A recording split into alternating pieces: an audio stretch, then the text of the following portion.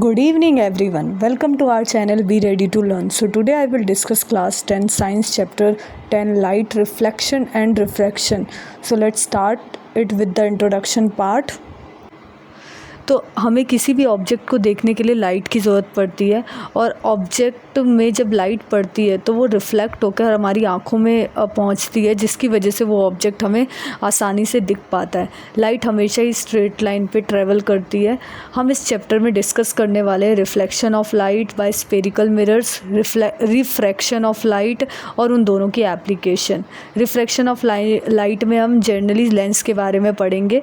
अब हम बात करते हैं रिफ्लेक्शन ऑफ लाइट, जहाँ पे हम टू लॉस के बारे में डिस्कस करेंगे। पहला लॉ है कि एंगल ऑफ इंसिडेंस इक्वल होता है एंगल ऑफ रिफ्लेक्शन के, एंड दूसरा लॉ है इंसिडेंट रे नॉर्मल मिरर का और रिफ्लेक्टेड रे, ये तीनों ही एक ही प्लेन पर लाई करती है। तो एक एक करके समझते हैं।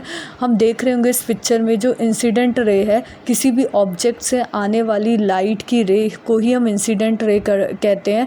जब ये नॉर्मल मिरर के नॉर्मल से टकराती है तो ये बेंड हो जाती है और इस रे को ही हम रिफ्लेक्टेड रे कहते हैं। तो इंसिडेंट रे और नॉर्मल के बीच में जो बनने वाला एंगल है उसको हम एंगल आई बोलते हैं, एंड नॉर्मल और रिफ्लेक्टेड रे के बीच में बनने वाले एंगल को हम एंगल आर बोलते हैं। तो एंगल आई और एंगल आर में बनने वाला एंगल हमेशा इक्वल होता है। अगर एंगल आई 40 डिग्री है तो एंगल आर भी 40 डिग्री होगा।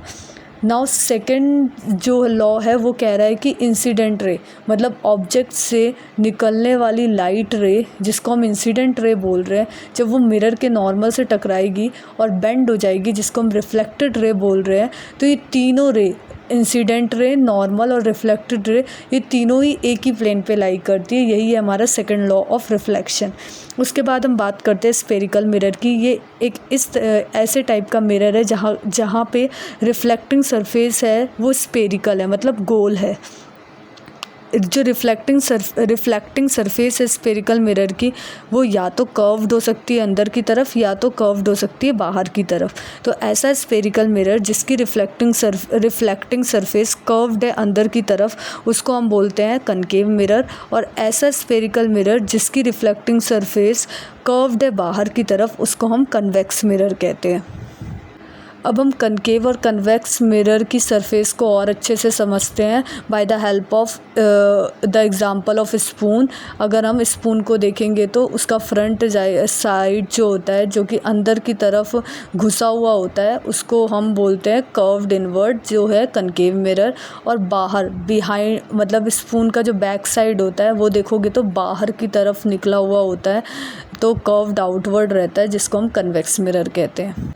अब हम बात करते हैं प्लेन मिरर में बनने वाली इमेज की। तो जो प्लेन मिरर में इमेज बन रही होती है वो वर्चुअल और इरेक्ट होती है, मतलब एक्चुअल में नहीं बन रही होती है और सीधी होती है, खड़ी होती है।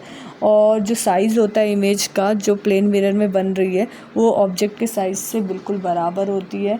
और इमेज जो प्लेन मिरर में बनती है वो बहुत दूर होती है ऑब्जेक्ट से, और मिरर के सामने बन रही मिरर, और ऑब्जेक्ट जो होता है वो मिरर के सामने होता है।